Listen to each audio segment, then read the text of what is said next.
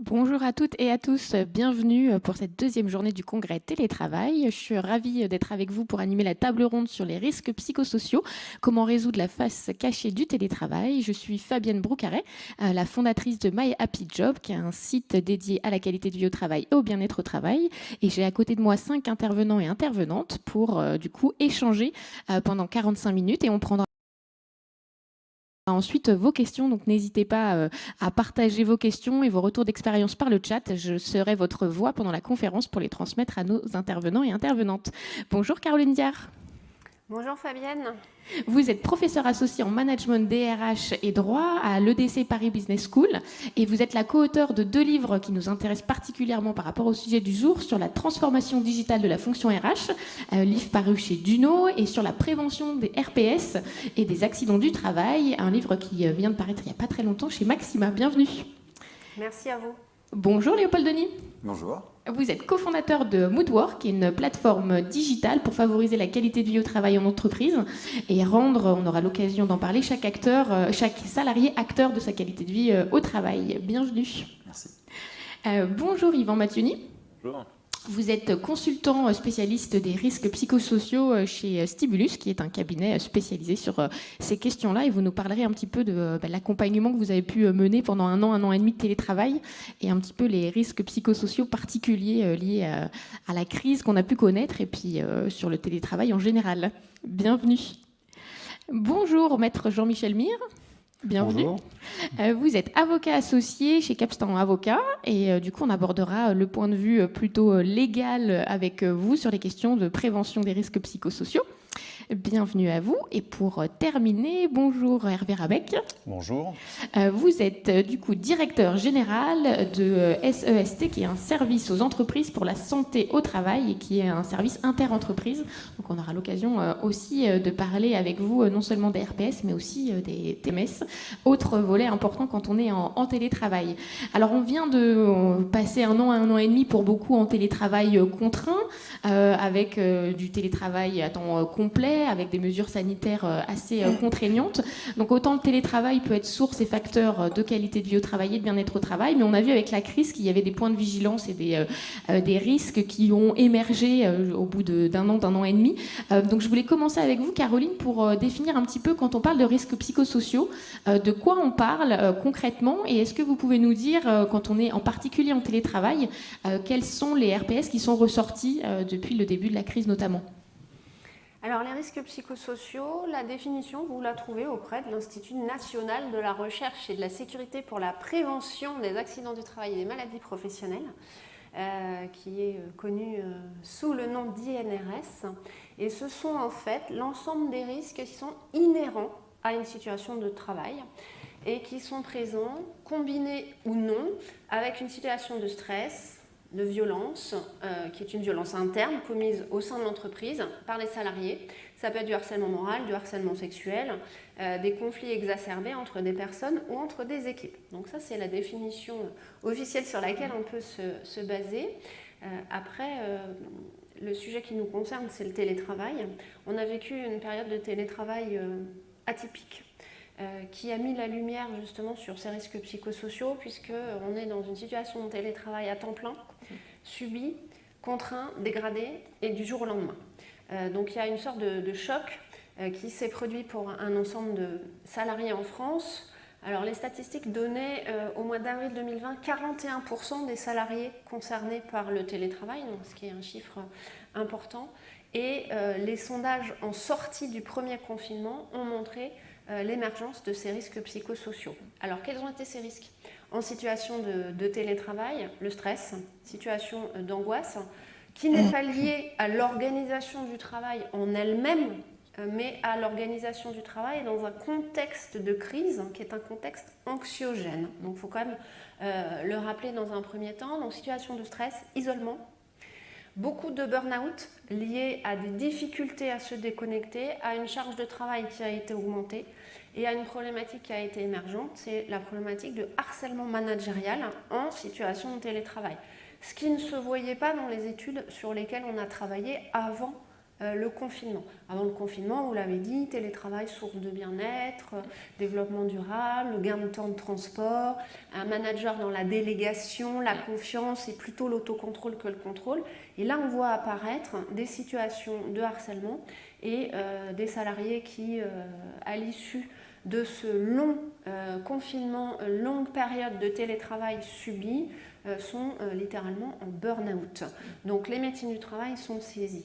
Alors il faut rappeler, je sais que Maître Mire va revenir dessus après, que l'obligation de l'employeur, c'est de garantir la santé physique et mentale de ses salariés. Donc on parle d'une obligation générale de sécurité qui est définie aux articles L4121.1 et suivants du Code du travail. Alors, dans le cadre de cette obligation générale de sécurité, il doit faire de la prévention, doit faire de la formation et doit mettre en œuvre ce qu'on appelle un document unique d'évaluation des risques professionnels qui permet en fait de répertorier par unité de travail quels sont les risques à identifier. C'est là-dessus où on doit faire preuve d'agilité actuellement et on doit être très proactif pour faire de la prévention en amont et aussi du curatif, puisqu'on est un peu devant le fait accompli. On a des salariés qui sont malades au travail finalement et certains d'entre eux ne veulent plus revenir.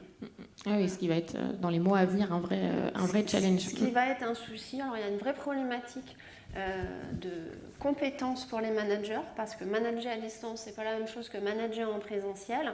Et quand on ne manage pas bien, on le fait consciemment ou inconsciemment, mais il peut y avoir du harcèlement, une pression exercée sur les salariés qui conduit justement à ces risques psychosociaux. Donc l'enjeu, c'est la montée en compétence des managers, la formation de ces managers, et cet enjeu, en fait, il a été pris en considération dans un accord national interprofessionnel qui a été négocié en novembre avec les partenaires sociaux et qui a été au départ signé par 3 organisations syndicales et qui vient juste d'être publié au journal officiel dans un avis d'extension donc au mois d'avril, le 13 avril, donc c'est tout récent, donc qui permet d'envisager un cadre pour le télétravail et surtout qui met l'accent sur cette nécessaire montée en compétence des managers qui ont géré une situation tant bien que mal et qui ont parfois provoqué des situations de stress, une incitation à ne pas se déconnecter, une surcharge de travail, une demande de surperformance et d'augmentation de la productivité. Et on a aujourd'hui des salariés qui disent je suis harcelé, je veux changer de métier, je n'arrive plus à me lever le matin. Et là, on est sur des signes avant-coureurs de burn-out. Voilà. Yvan Mattioni, par rapport à ce que disait Caroline justement sur le stress, la charge de travail, l'hyperconnexion, vous, en accompagnant des salariés depuis, je dirais au bureau, mais aussi depuis 1 an et demi en télétravail, quels sont les risques psychosociaux que vous avez vus? Quelles étaient les demandes principales auxquelles vous avez dû faire face? Alors, la première réaction qu'on a observée, on a une ligne de soutien psychologique à distance, ça a été l'explosion des demandes quasiment, enfin j'ai envie de dire, dès le début du premier confinement. Et derrière ça, alors, c'est un point très important que vous avez mis en avant, il y a quand même un contexte qui est à la fois, on va parler du télétravail, mais on parle du télétravail vraiment dans des conditions extrêmement particulières. Donc, pour nous, c'était très compliqué de démêler ce qui venait de cette nouvelle organisation du travail et globalement de la crise sanitaire. Les deux s'entremêlant, ça nous a conduit à gérer généralement 2 types de situations de mal-être. La première, c'est toute une série de personnes qui étaient un peu comme des hamsters dans une roue, qui essayaient de compenser un petit peu, de travailler malgré tout. On peut parler des grands équilibres qui font qu'on est en bonne santé psychologique au travail, mais là, tout était perturbé très brutalement. On était perturbé sur le plan de l'autonomie, parce qu'il fallait faire comme avant, mais avec des moyens extrêmement contraints. On était perturbé sur le plan de la reconnaissance, parce que derrière, on travaille, on envoie notre travail, mais on a beaucoup moins de retours qu'en temps normal, donc on commence à avoir du mal à se situer, si ce qu'on fait est bon ou pas. Et évidemment, on est perturbé sur le plan du soutien social, de la solidarité, parce que quand on est en difficulté, quand on a besoin de ne pas se sentir seul, là, du coup, c'est un peu plus compliqué d'improviser le petit café. Donc avec tout ça, derrière, on s'est retrouvé avec des personnes qui étaient, comme je le disais, comme des petits hamsters, en train de courir dans tous les sens de compenser tout ça en travaillant beaucoup plus, d'où toute une vague de personnes qui n'arrivaient plus à décrocher, parce que j'ai du mal à me concentrer avec mes enfants. C'est quoi la réaction? Je vais travailler beaucoup plus longtemps, et puis voilà, on verra bien ce que ça fait. Des gens qui étaient aussi en proie, on a beaucoup de gens qui se sentaient assez coupables, en fait, qui ne nous le disaient pas de prime abord, mais on se rendait compte que derrière leur surinvestissement vraiment au travail, il y avait le fait de montrer qu'ils existaient encore à l'employeur, de montrer que voilà, ils se sacrifiaient, j'ai envie de dire, à la hauteur de la mobilisation générale en contexte de crise. Donc il fallait souffrir, quoi. Il fallait y aller, il fallait jamais dire non. Et je rebondis à nouveau sur ce que vous avez dit sur les managers et les situations assez difficiles qui pouvaient confiner avec du harcèlement. Derrière ça, nous, on a eu beaucoup de managers qui ont essayé de compenser la perte du contrôle qu'ils avaient en faisant plus de contrôle, en fait. Donc derrière, en appelant beaucoup plus, en demandant beaucoup plus, en révisant voilà, des encours de travail que d'habitude ils ne faisaient pas.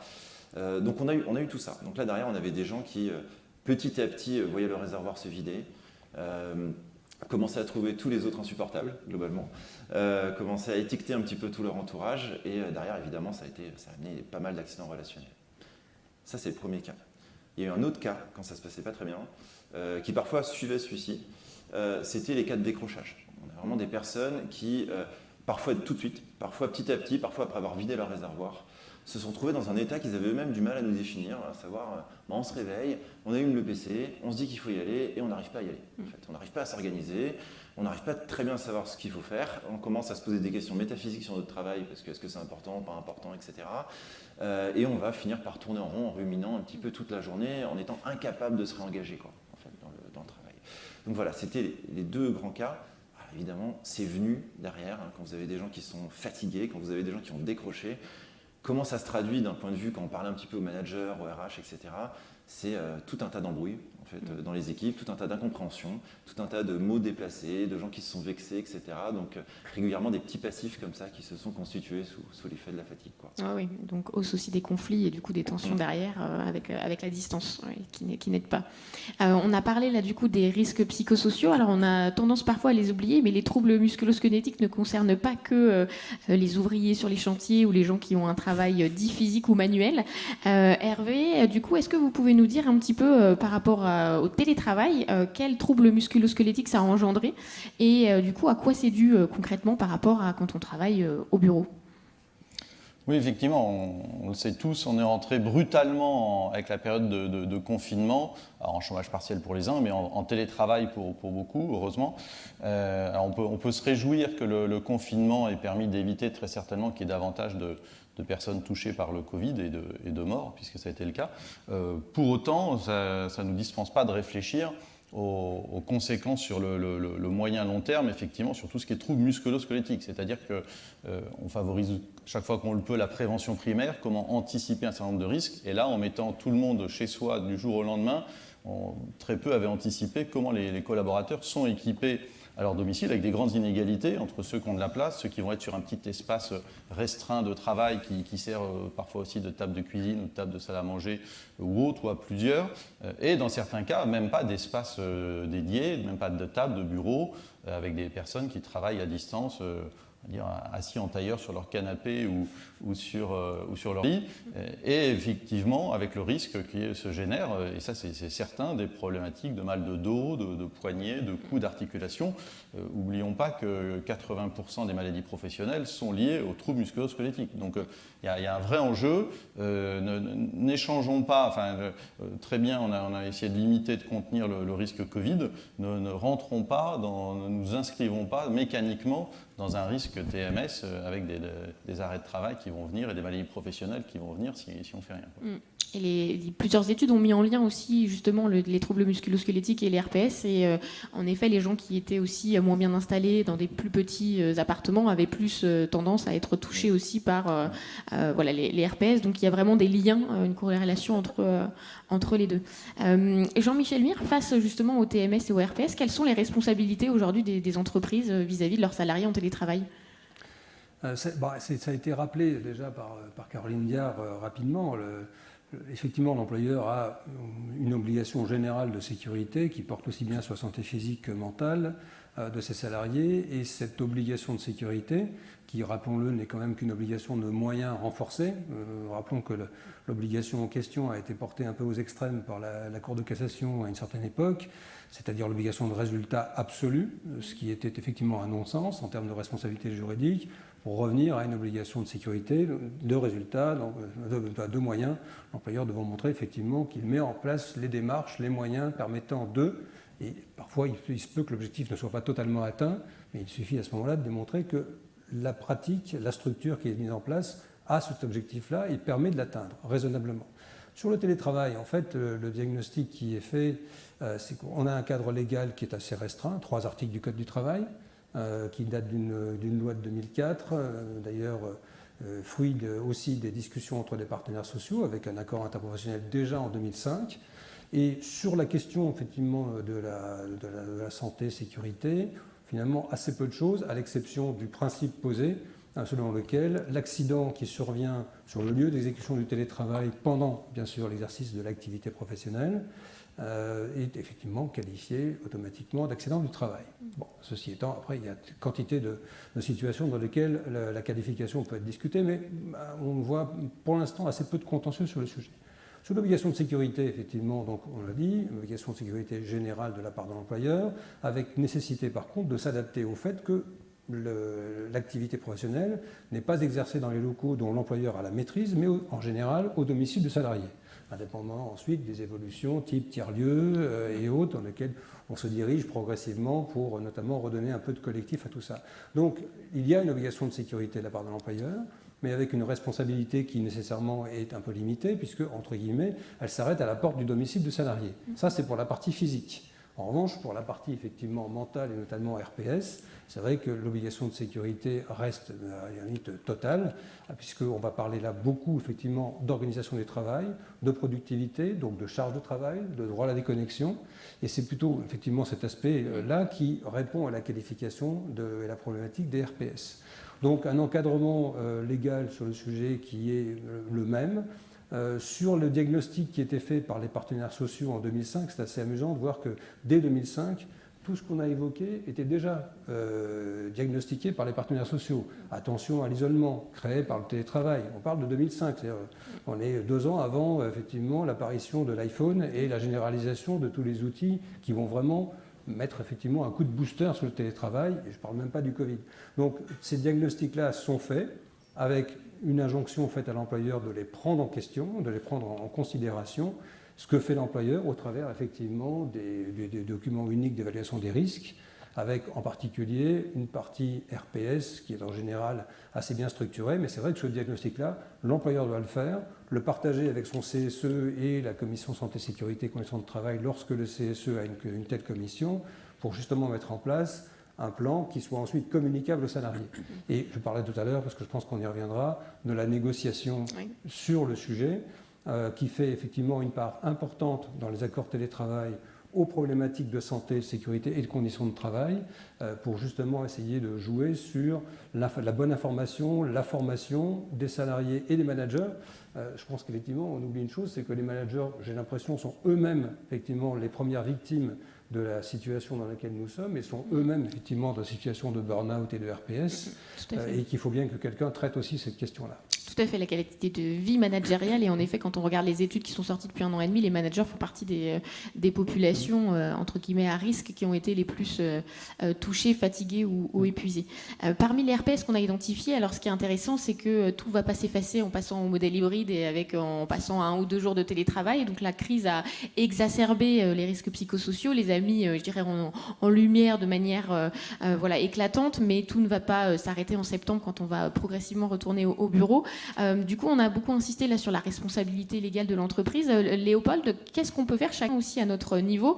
Est-ce qu'en tant que salarié, qu'on soit au bureau ou à distance, on peut aussi agir sur sa qualité de vie au travail et, comme on l'a dit, essayer aussi d'agir en prévention de ces risques psychosociaux?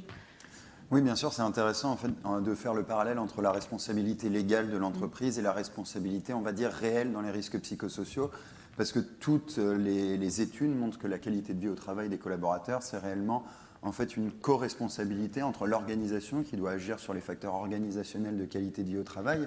Est-ce que je suis autonome dans mon travail? Quels sont mes horaires de travail? quelle est la culture de mon entreprise, et ainsi de suite, et l'ensemble des facteurs individuels qui sont ceux sur lesquels moi en tant qu'individu, moi en tant que salarié, je peux avoir un impact fort. Comment est-ce que je gère mon stress, les relations avec mes collègues, comment est-ce que je gère mes émotions, celles des autres, et ainsi de suite.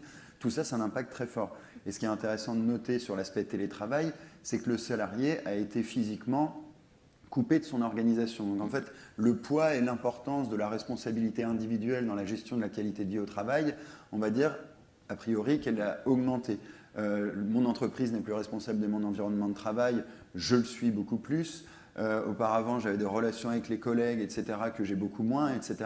Donc au final, la responsabilité, notamment celle de l'identification des RPS, repose beaucoup plus sur mes épaules. Alors encore une fois, je ne parle pas d'un aspect légal, ça reste toujours bien sûr l'entreprise qui dispose de cette responsabilité, mais si l'objectif individuel du collaborateur est bien celle d'éviter les risques psychosociaux et d'améliorer sa qualité de vie au travail, alors il apparaît nécessaire que celui-ci monte en compétence, soit outillé pour améliorer sa qualité de vie au travail. Et justement, alors concrètement, quand on parle d'outiller, comment on fait pour, c'est pas forcément évident de se dire, moi, voilà comment je vais, d'identifier les risques psychosociaux, de savoir si là on tire trop sur la corde et qu'on rentre dans le rouge. Du coup, avec Moodwork, quels outils vous proposez aux salariés ? Alors nous, en fait, on a développé une méthodologie avec différents chercheurs qui viennent notamment de l'EM Lyon et de l'Université catholique de Louvain. Et en fait, l'idée, c'est qu'on a développé une méthodologie en 3 grands axes qui ne révolutionnent rien, qui est tout simplement celle de l'auto-évaluation, de la formation et de l'accompagnement, c'est-à-dire proposer aux salariés l'ensemble de ces 3 outils. L'auto-évaluation qui est pour objectif de permettre au collaborateur de mieux comprendre la situation qu'il est en train de vivre. C'est comme une entreprise qui ferait au final une enquête, un audit qualité de vie au travail, mais au niveau individuel, parce que la qualité de vie au travail, c'est tellement multifactoriel qu'au bout d'un moment, c'est intéressant pour le collaborateur de savoir de façon très claire qu'est-ce qui a un impact positif ou négatif sur sa qualité de vie au travail. Deuxièmement, la formation, c'est pour développer, on va dire, les soft skills du collaborateur sur tous les sujets liés à la qualité de vie au travail sur lesquels lui, individuellement, peut avoir un impact. Et enfin, l'accompagnement, bien sûr, c'est comme Stimulus et ce que vous faites, c'est proposer en fait au collaborateur tout l'accompagnement humain dont il peut avoir besoin, du psychologue du travail, psychologue clinicien, assistante sociale et ainsi de suite. Donc cet accompagnement, ces formations, ça nous donne une première piste à creuser pour les entreprises. Est-ce que chacun, vous auriez des bonnes pratiques à nous partager pour justement agir en prévention des risques psychosociaux quand on va passer dans un télétravail durable qui va s'inscrire du coup dans un modèle, on aura l'occasion de reparler, hybride. Est-ce que voilà, chacun, vous auriez une bonne pratique à mettre en avant, quelque chose qu'on peut concrètement faire et ce sur quoi on peut agir? Qui veut se lancer? Moi, je veux bien donner une suggestion. Là, on est en période de reprise. Le deuxième gros confinement se termine progressivement pour les entreprises et le télétravail n'est plus la règle. Donc les salariés ont repris le chemin de l'entreprise. Je pense que la bonne idée, ce serait que les managers organisent des entretiens. Alors ça peut être formel, ça peut être informel. Je sais bien que c'est chronophage, mais pour faire un point avec les collaborateurs et prendre du recul sur la situation. Est-ce que ça s'est bien passé? Comment on pourrait améliorer les choses à distance? Qu'est-ce qui a provoqué éventuellement des situations de stress, de doute, d'inquiétude? Quelles sont les missions qui se sont bien organisées? Quelles ont été les missions les plus compliquées à mettre en œuvre? Donc vraiment prendre du recul par rapport à l'individu et par rapport aussi au contenu du poste de travail. Alors ça permet d'aller sur 2 axes. Ça permet d'aller sur l'axe du salarié lui-même en quête de sens par rapport à cette réflexion sur le confinement. C'est est-ce que je suis bien dans mon poste de travail? Vous l'avez dit tout à l'heure, est-ce que mon travail est utile? Et l'autre axe, c'est la mission, le poste en tant que tel. Est-ce qu'on peut l'aménager de façon hybride pour que l'organisation soit pérenne? Donc c'est intéressant de prendre ce temps en équipe et c'est pas du temps de perdu, on fonce pas tête baissée comme on a pu le faire de manière contrainte avec le télétravail en mars l'année dernière. Là ça vaut le coup de prendre le temps d'échanger avant, notamment avant la rentrée et du coup dans les semaines et mois à venir. Yvan? Alors, il y aura plein de choses à dire. C'est une très bonne idée déjà. Parce qu'il y a un côté, il va falloir se reconnecter un petit peu au collectif, quoi. Donc, et ça va être compliqué d'aller dans un extrême ou l'autre. C'est-à-dire, on continue comme avant, ou on arrête tout et on repart repart comme si on n'avait jamais tous télétravaillé en même temps. Du coup, j'aurais 2 idées. Enfin, la première, je vais reprendre la vôtre en fait, parce qu'elle est très bien. Ça va être globalement de s'assurer qu'il y ait des temps de négo, quoi, en équipe. Négo, ça ne veut pas dire qu'à la fin on obtient forcément ce qu'on veut. Simplement, en collectif, je pense que c'est très important, parce qu'on a tous été, comme vous disiez, très ramenés à nous-mêmes en fait pour gérer tout ça. De se poser en équipe et de se dire finalement on en sort comment, on a appris quoi et comment on voit la suite et quel effet ça aura sur nous. Par exemple, si tout le monde a envie de retélétravailler, se poser la question en collectif et se dire si on fait ça, ça fait quoi, ça va changer quoi, de voir un petit peu où est-ce qu'on arrive en termes de bons compromis. Et ça c'est important, je pense, de le tester, de partir et de se dire on va se lancer un mois comme ça et si c'est tout pourri au bout d'un mois, eh ben on fera le point et on changera. De manière à redonner du contrôle aux gens en fait. Là on n'a jamais eu le choix. Avant on n'avait pas le choix parce que le télétravail c'était un acquis comme pour la plupart quasi inaccessible. Et après revenir sur site c'était un mythe quoi. Là ça va être très important pour leur santé vraiment, de leur redonner une capacité d'influence, parfois en remportant ce qu'ils veulent, parfois simplement en ayant l'occasion d'expliquer aux autres ce que ça leur coûte de ne pas pouvoir l'obtenir. Okay. Voilà, donc j'aurais ça. Alors après, je rajouterai rapidement le deuxième conseil, mais je suis un petit peu gêné parce que c'est aussi ce qu'on vend, la ligne de soutien, donc ça peut être chez Stimulus ou n'importe où ailleurs, peu importe, mais je pense surtout aux managers quand je dis ça. Très souvent, sur les lignes de soutien, on pense au salarié qui ne va pas bien. C'est en réalité un cœur de cible extrêmement petit, parce que le salarié qui ose s'en servir, qui a confiance, qui est à l'aise à parler de ce genre de choses avec un inconnu au téléphone, vous en avez une petite partie, mais c'est certainement pas tout votre effectif. En revanche, là ça va reprendre. Il y a des managers qui sortent usés de la période. Ils vont devoir gérer des équipes dans des configurations un peu bizarres, avec des gens qui sont dans des états un peu étranges. Je pense que c'est important de ne pas les laisser seuls. On pourrait parler beaucoup de l'organisation, des RH, etc. Mais le fait d'avoir une ligne à un moment, c'est pas tant pour aider les gens qui souffrent, mais je pense que ça peut être aussi très bien pour leur donner la possibilité d'échanger dans le secret, dans la confidentialité, des affres qu'ils peuvent avoir sur leur manière de faire le travail, des choses qu'ils n'osent peut-être pas avouer à leur hiérarchie, de peur de passer pour quelqu'un de non performant, voilà, mais qu'ils ont besoin d'aborder pour pas se bloquer dans une situation, quoi. Oui, tout à fait. L'échange est important et on voit aussi émerger dans certaines entreprises l'échange entre pairs et notamment entre managers pour partager les difficultés et pas être tout seul parce que bien évidemment les difficultés rencontrées par un manager sont souvent communes avec d'autres et ça fait du bien en effet de déculpabiliser aussi, de se dire que voilà, c'est pas parce qu'on est manager qu'on doit être un super héros et tout supporter non plus. Hervé Rabec, quand on parlait justement de l'ergonomie en télétravail, il y a aussi un développement des kits télétravail. Alors qu'est-ce que c'est exactement et comment ça peut aider les salariés? Oui, alors effectivement. Alors d'abord, dans nos missions, nos collaborateurs, médecins du travail et infirmiers en santé-travail, lorsque il y a une téléconsultation, une télé-VIP, et que le salarié est à son domicile, ils essaient de faire un mini déjà audit du poste de travail en disant au salarié que vous ne pouvez pas un peu incliner la caméra, nous montrer comment vous êtes installé. Donc il y a déjà un premier micro-conseil qui peut être fait à cette occasion. Et deuxièmement, effectivement, il y a une expression que j'aime pas du tout, qui est les cordonniers sont les plus mal chaussés. Donc, en tant que service de santé au travail, de prévention, je pense qu'on se devait d'être exemplaire et de dire que la prévention, on y croit. Et donc, nous, on a commencé à développer pour nos propres collaborateurs, qui sont le plus en télétravail, un kit, c'est-à-dire qu'on a investi pour les salariés concernés sur un support ordinateur, une souris verticale, un écran déporté et un siège réglable en hauteur. Accessoirement, ça coûte 300 €, amortissable sur 5 ans, ça fait 60 € par an pour salarié. C'est quand même pas rien. Alors, d'où peuvent venir le financement, parce que on est dans des réalités économiques. La première, d'abord, on sait qu'un certain nombre d'entreprises vont avoir une réflexion sur les mètres carrés. S'il y a plus de salariés en télétravail, est-ce qu'on a besoin d'autant de mètres carrés de bureaux? Ça peut être une source de financement pour c'est ça. Une deuxième source de financement, mais il faut y croire, c'est la prévention santé. C'est pas qu'un article du Code du travail, parce que c'est comme ça, il y a des règles, il faut les suivre. C'est un axe stratégique et économique pour les entreprises, parce que derrière les accidents de travail, des arrêts de travail, des maladies professionnelles, il y a des coûts pour l'entreprise. Je vous invite tous, c'est en open source sur le site internet du SEST, on a développé l'Absimètre, qui est un logiciel qui permet de faire une simulation des coûts de l'absentéisme pour une entreprise donnée. Et donc, si on diminue cet absentéisme, on peut avoir une vision de quel budget on peut dégager. Donc ça, c'est une partie côté employeur.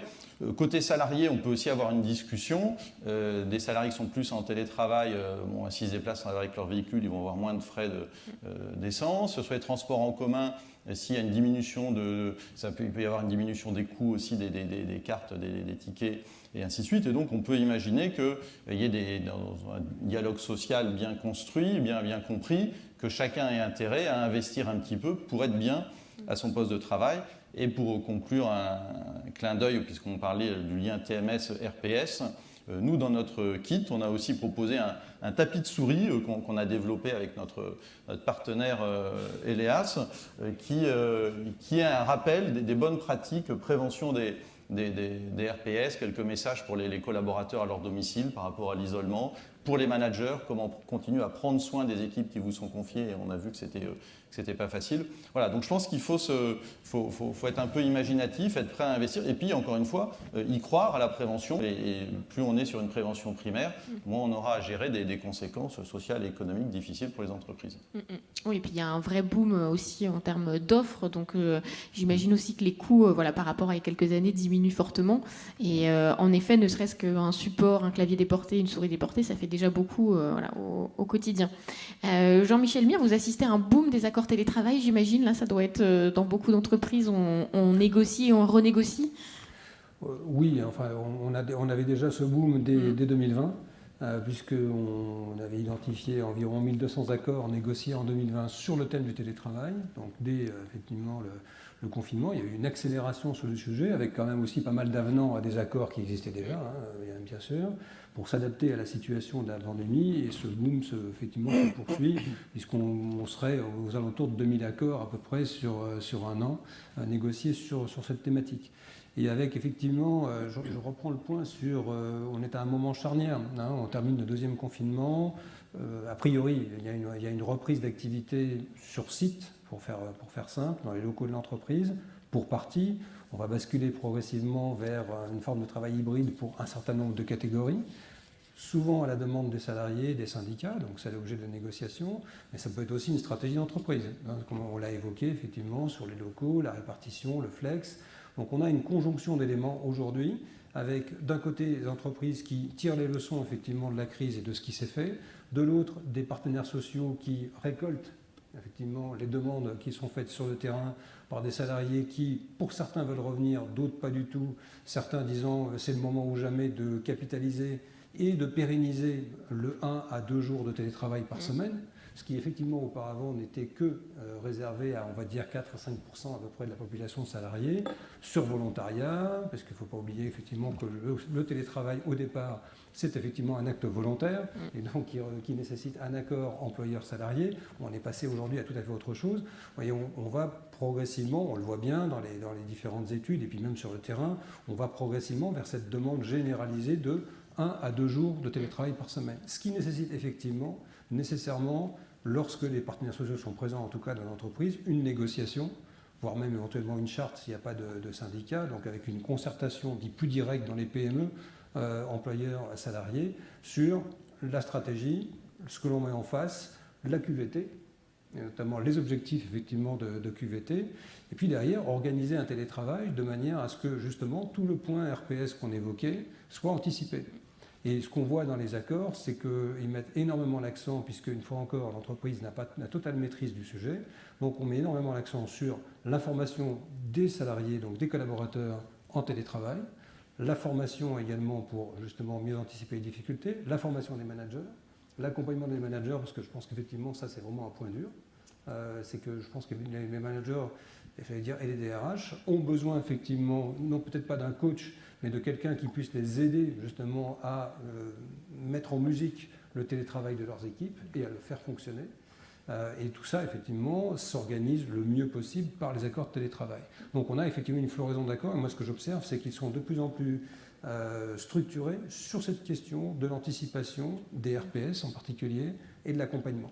Et puis il y aura tout le volet temps de travail et droit à la déconnexion, qui est également adressé par ces accords et qui est un sujet majeur pour demain, parce qu'on voit bien que le télétravail implique a priori, en tout cas au départ, une certaine augmentation de la productivité, et que sur le long terme, c'est cette productivité-là qu'il faut gérer, et les accords permettent de le gérer. Et justement, pour anticiper au mieux, on le disait, là on est dans un moment où on va passer sur du télétravail à nouveau choisi et non plus subi. Quels seraient vos conseils à chacun pour bien préparer et anticiper justement les RPS dans ce modèle hybride qui se dessine différemment selon les entreprises? Qu'est-ce que chacun vous donnerait comme conseil à faire, à ne pas faire, les écueils à éviter et au contraire les thèmes à creuser? On a parlé par exemple de la déconnexion qui va rester un sujet assez important. Qu'est-ce qui vous semble clé pour les mois à venir un petit peu? Hervé? Moi, ce qui me semble clé, c'est vraiment que l'état d'esprit des négociations soit pas un état d'esprit de rapport de force entre des salariés qui ont pris goût à être chez eux et des employeurs qui à la force du poignet, voudraient les faire revenir, mais qui ait un équilibre qui soit trouvé non pas comme, bon allez, chacun fait un bout de chemin, mais encore une fois en prenant en compte tout le bien-être des salariés et de l'entreprise, et donc des clients de l'entreprise, en ayant une vue positive sur tout ce qui va être la prévention. Très bien, effectivement, prendre le soin d'échanger davantage entre un manager et ses collaborateurs, prendre le soin voilà, c'est pas pour t'emmerder que je te demande d'être équipé chez toi. C'est que j'ai pas envie, quand tu auras 54 ans, ce qui est mon cas, que tu ne puisses plus rien porter parce que tu as le dos cassé. Donc, qu'il puisse y avoir un discours positif. Et si à un moment donné, le salarié, c'est la matinée des slogans, hein. Si le salarié n'a pas de bureau ou de table chez lui, pas de bras, pas de chocolat, quoi.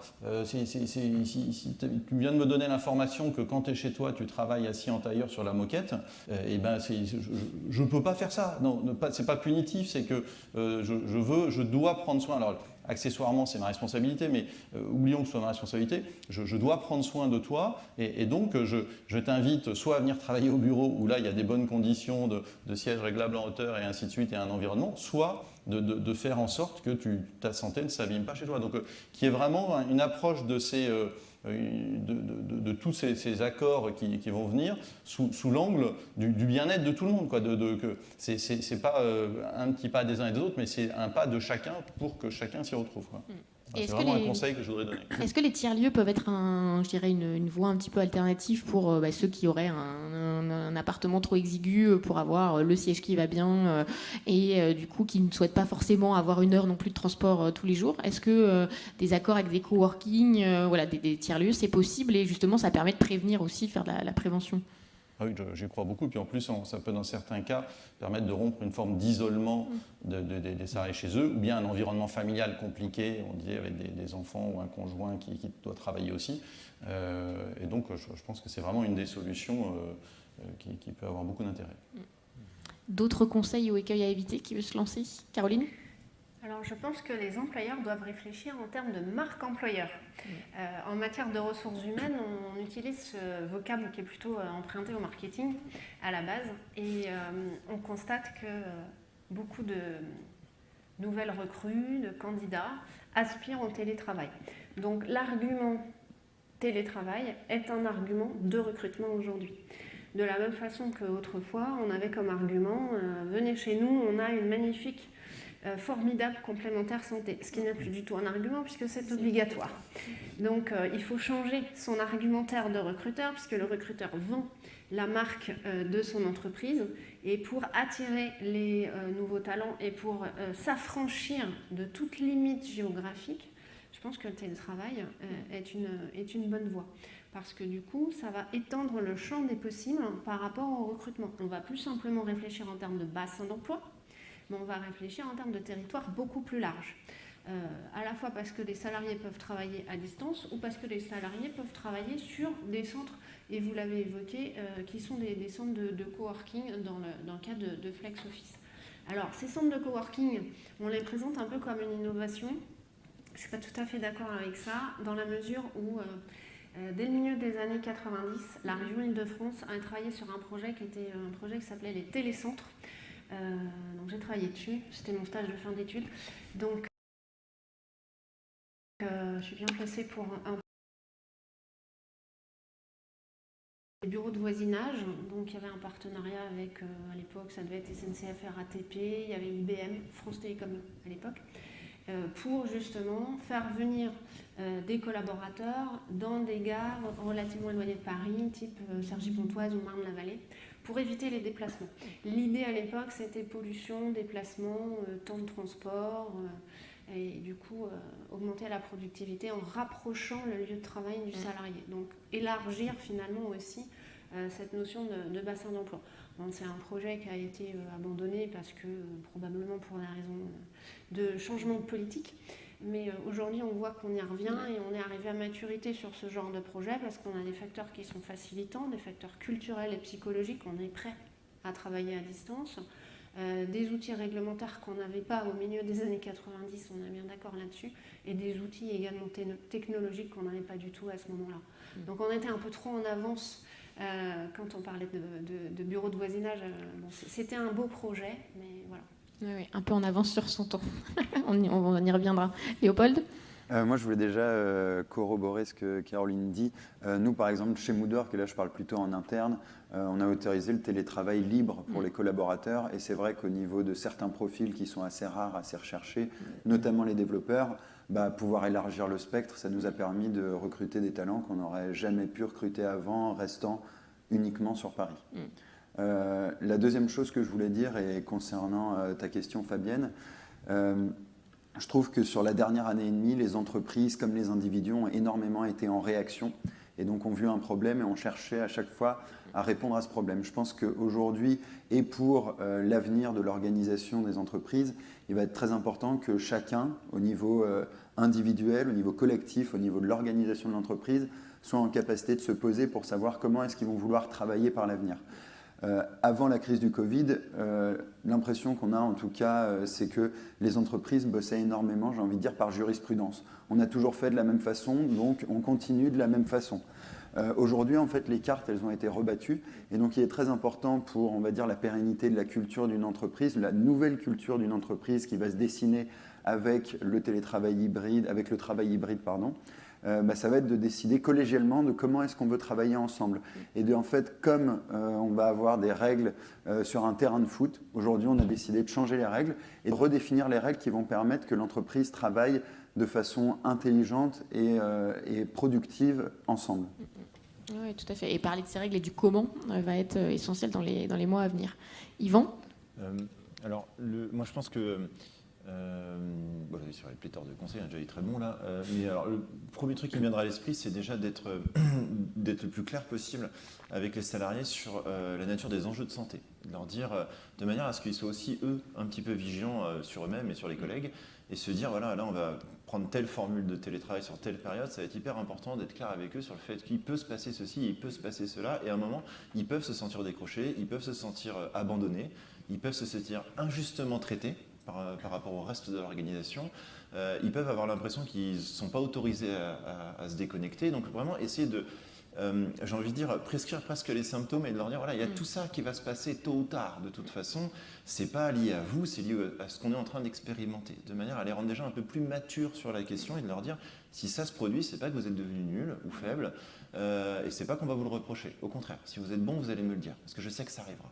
Donc je pense qu'il faut avoir un discours extrêmement directif sur ces questions-là pour ne pas les laisser tout seuls avec les conséquences d'un mode de fonctionnement qui peut peut-être pas leur convenir avec le temps.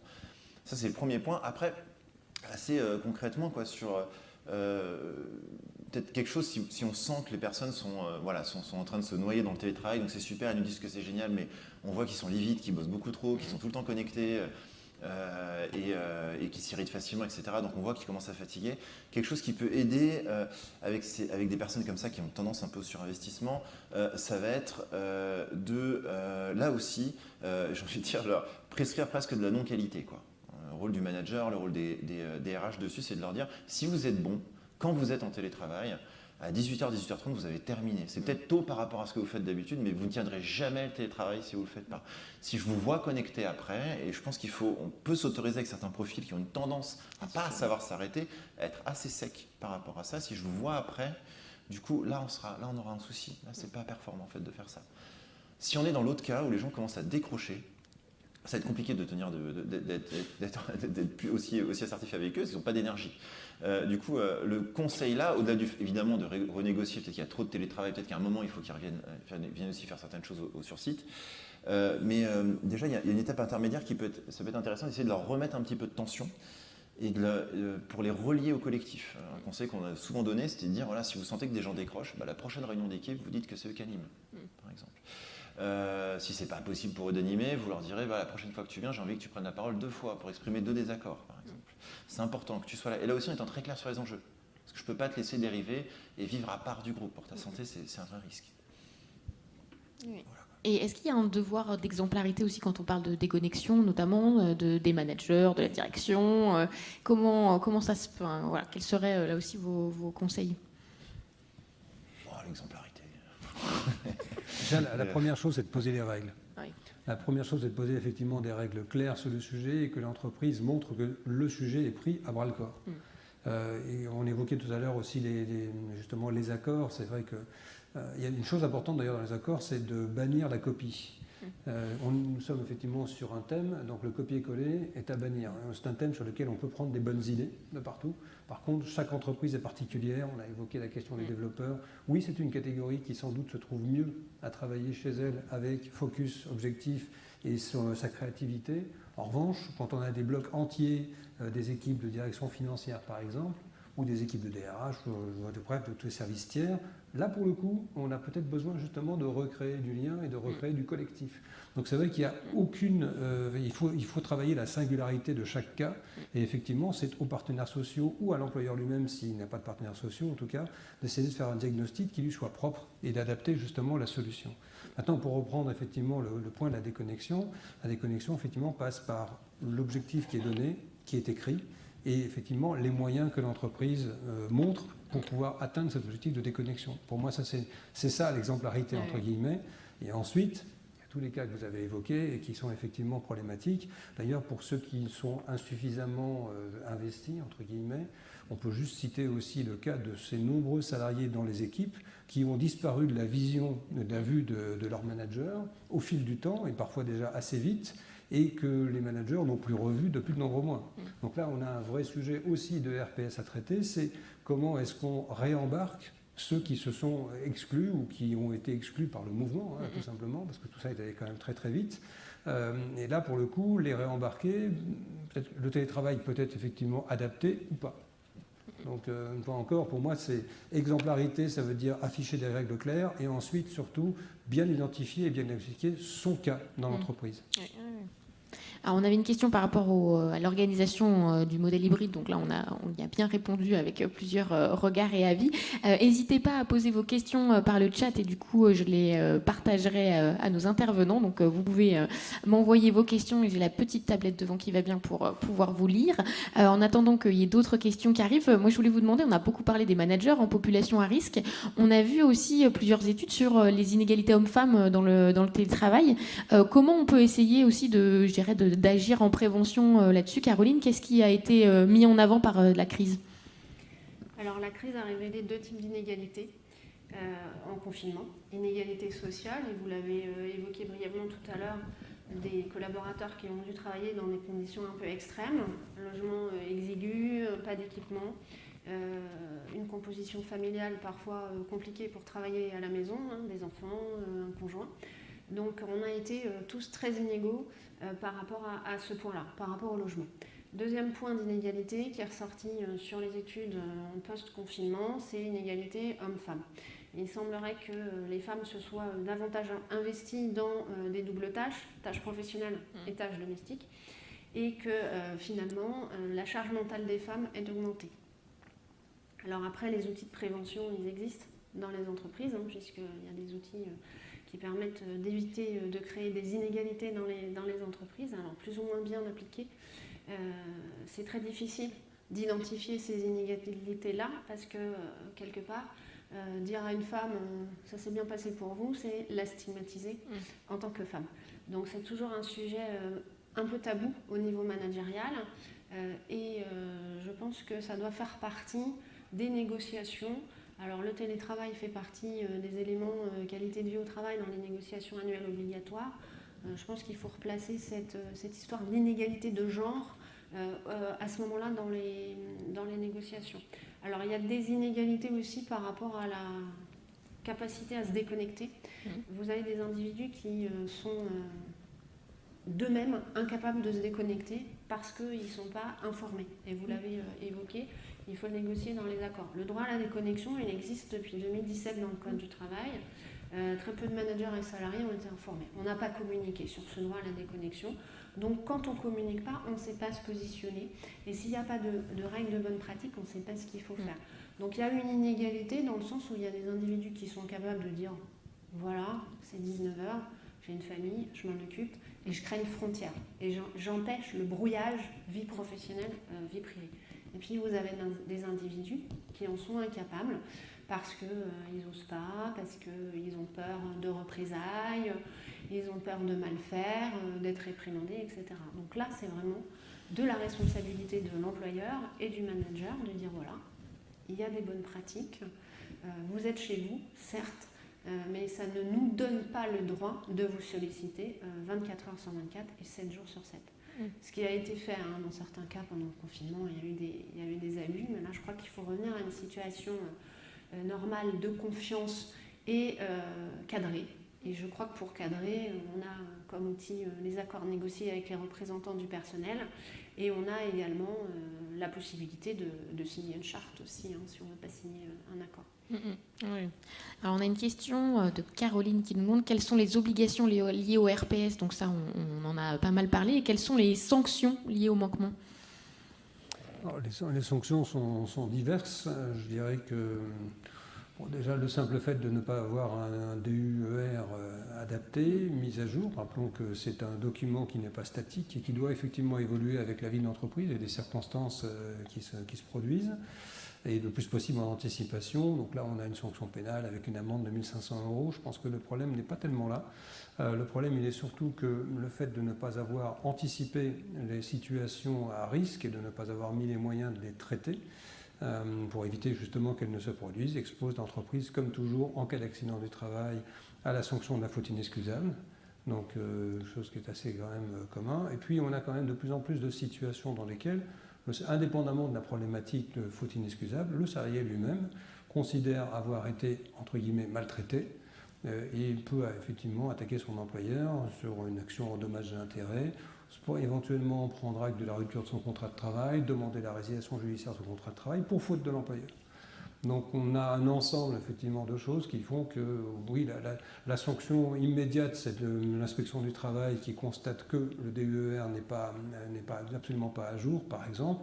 Mais ce sont surtout les sanctions dérivées, et notamment celles que je viens d'évoquer, qui sont importantes. Très bien. Si on constate que du coup, on ne va pas forcément très bien, parce que là, on a l'idée que voilà, on reprend, youpi, tout réouvre, mais il y a certaines personnes pour qui c'est compliqué de sortir de cette année et demie de crise. Quels seraient vos conseils quand on sent voilà, qu'on ne va pas forcément bien, qu'on a du mal à revenir au travail, ou qu'il y a quelqu'un dans son équipe qui, du coup, n'est pas forcément non plus au top? Yvan ou Léopold ou Hervé, qu'est-ce que vous conseilleriez? Qu'est-ce qu'on peut faire pour soi et pour les autres?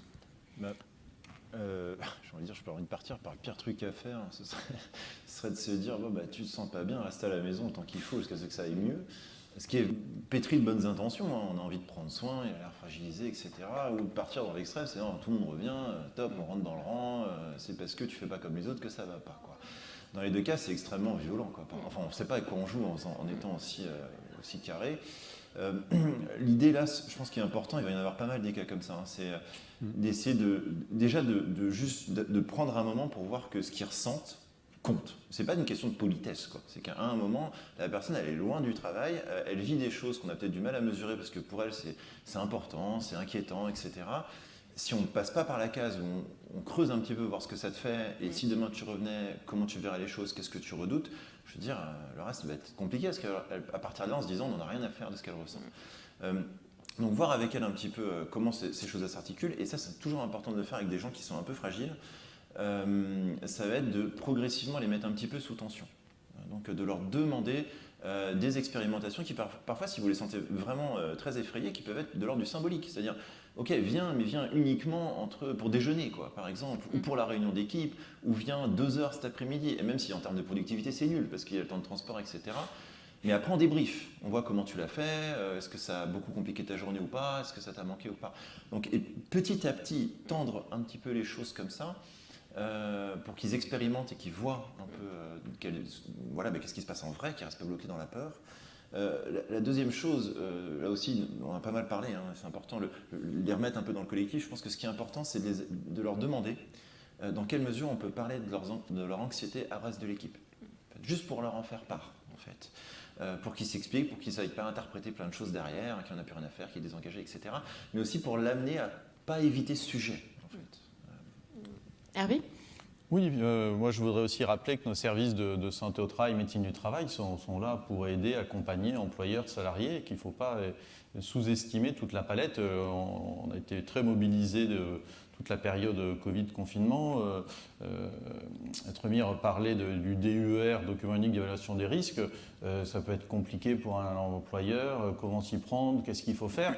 Beaucoup de nos services, on a développé des webinars, des accompagnements, des conseils pour aider. Donc que ce soit sur l'individuel ou sur le collectif, il ne faut pas sous-estimer que voilà, tous nos professionnels, médecins du travail, infirmiers en santé de travail, ergonomes, psychologues, sont là pour aider individuellement et collectivement les entreprises, et qu'on n'est pas démunis. Voilà, vous avez, à l'issue de cette table ronde, dire bon ben oui, c'est une idée intéressante, mais je m'adresse à qui, je commence par où.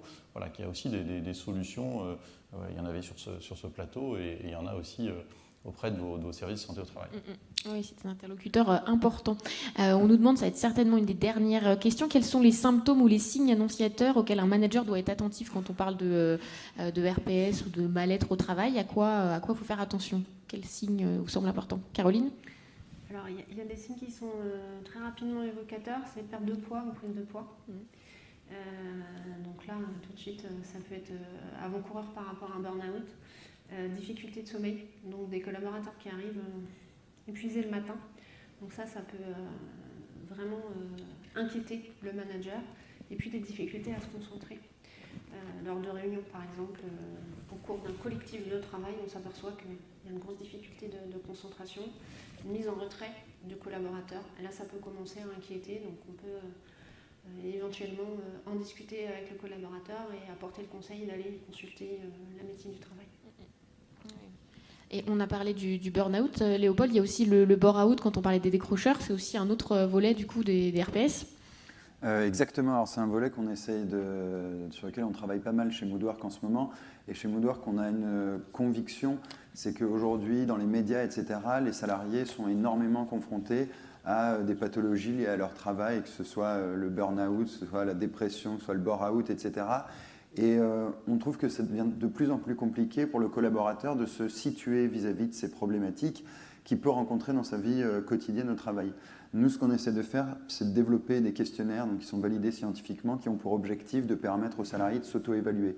On a déjà créé un questionnaire spécifique sur le burn-out, donc une analyse des symptômes, qui permet à chaque collaborateur de s'auto-évaluer. On a déjà, en 3 ans, on a eu plus de 30 000 personnes qui l'ont passé, dont des centaines qui ont été mis en relation avec des psychologues derrière et de façon complètement gratuite par Moodwork. Et là, l'idée, c'était d'aller sur un sujet qui est potentiellement encore plus tabou que le burn-out, qui est celui du bore-out. Celui du burn-out, on peut se dire, c'est parce que je travaille trop, etc., j'ai un fort investissement. Le bore-out est extrêmement stigmatisant, et en parler autour de soi, ça reste un énorme tabou pour les personnes qui en sont victimes. Notre objectif, c'est d'ici la fin de l'année, c'est de sortir un test de bore-out validé scientifiquement. Aujourd'hui, là, il vient d'être validé par des revues scientifiques, et donc de le proposer gratuitement sur notre site internet pour permettre à toutes les personnes qui potentiellement se sentiraient dans cette situation de réussir à s'auto-évaluer et potentiellement d'avoir les premières recommandations sur ce qu'elles devraient faire pour faire face à cette situation. Très bien. Donc bientôt, du coup, dans les mois à venir, en ligne.